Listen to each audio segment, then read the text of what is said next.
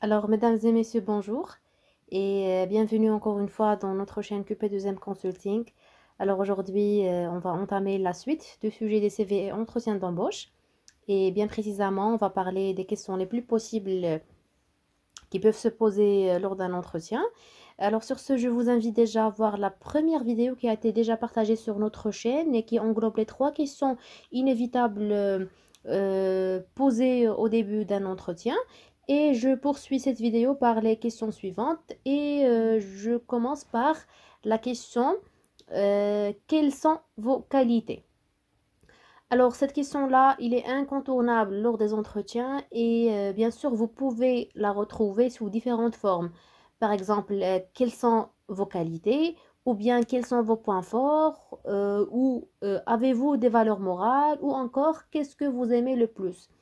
Alors, le recruteur, il attend surtout en retour une certaine honnêteté intellectuelle et une capacité à réfléchir sur vous-même. Alors pour préparer, vous pouvez toujours faire le tour de vos relations, que ce soit vos relations avec vos parents, avec vos amis et pourquoi pas même vos professeurs, en leur demandant ce qu'ils pensent de vous. Alors, il faut surtout rester sur le terrain professionnel. Donc, les réponses, ils vous fourniront une base de travail, mais gardez toujours à l'esprit que les qualités qui intéresseront le recruteur sont celles qui seront le plus en adéquation avec le poste proposé. Alors, il faut choisir des qualités pour un poste précis ou pour le poste que vous avez postulé. Alors, pour répondre le mieux possible à cette question, vous devez avant tout étudier l'offre d'emploi déjà avant de déterminer quelles sont les qualités les plus adaptées du profil recherché. Si vous souhaitez par exemple devenir secrétaire, on vous pardonnera difficilement de ne pas affirmer spontanément que vous êtes très organisé, même si vous paraît évident.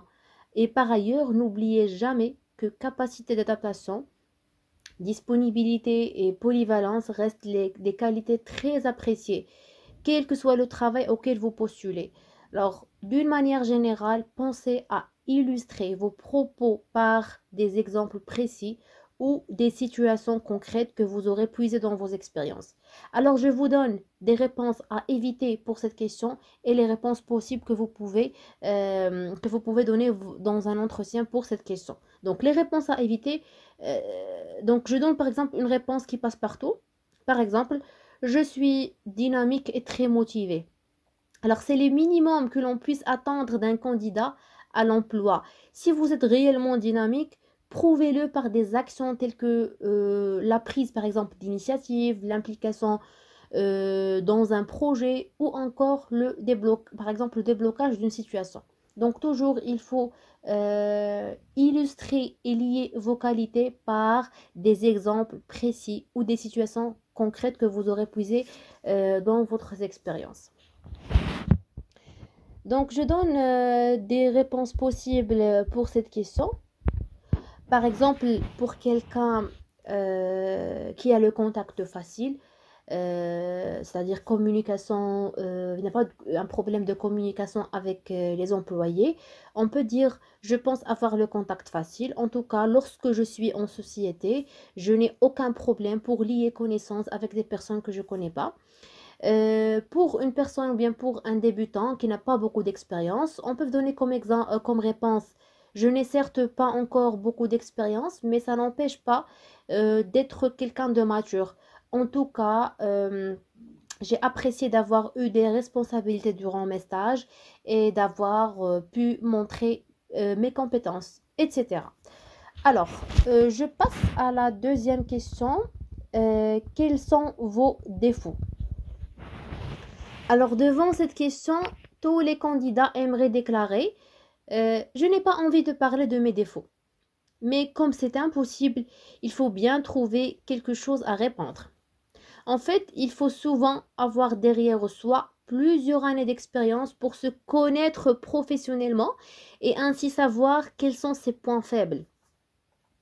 Si vous êtes par exemple un jeune diplômé, vous devez donc vous projeter dans le futur, ce qui vous évitera déjà de répéter inutilement ce que votre entourage dit de vous depuis votre plus jeune âge.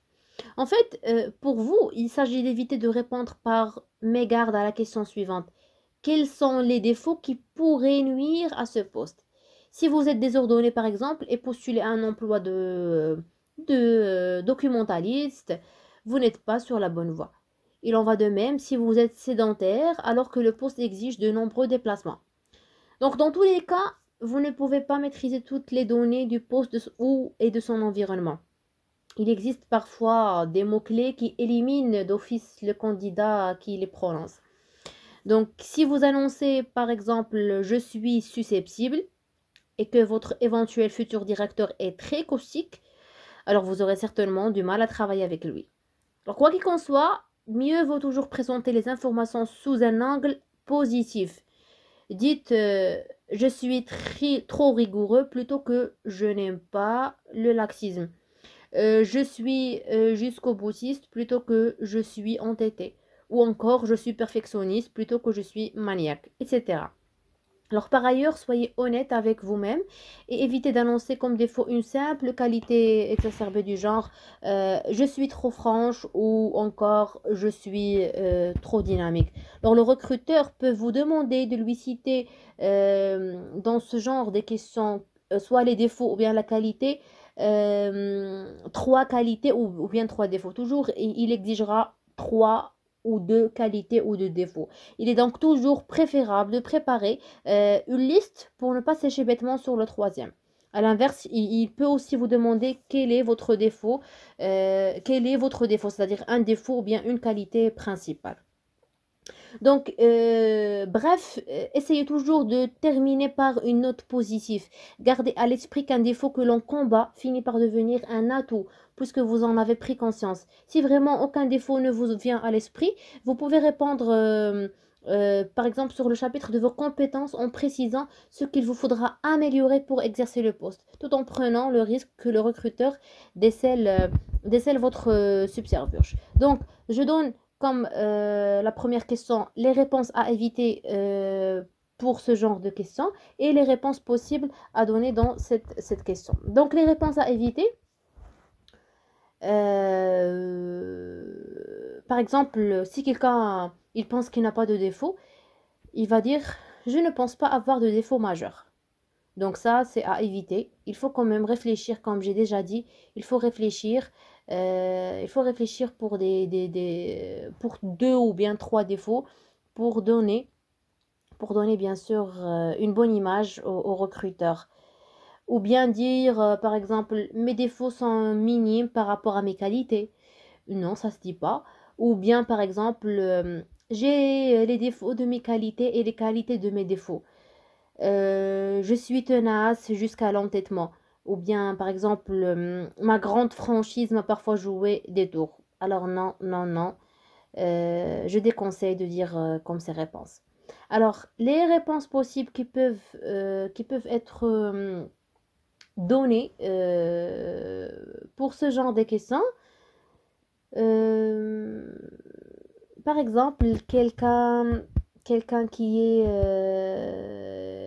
très dirigiste. On peut dire, on me dit souvent que j'ai tendance à être dirigiste, mais j'essaie de compenser en discutant avec mes collègues avant de prendre une décision, par exemple. Donc voilà, c'est une réponse possible. Et bien sûr, il y en a plusieurs. Donc chaque type de question, bien en fait, chaque type voilà. Alors sur ce, je termine ma deuxième vidéo dédiée pour les CV et entretien d'embauche.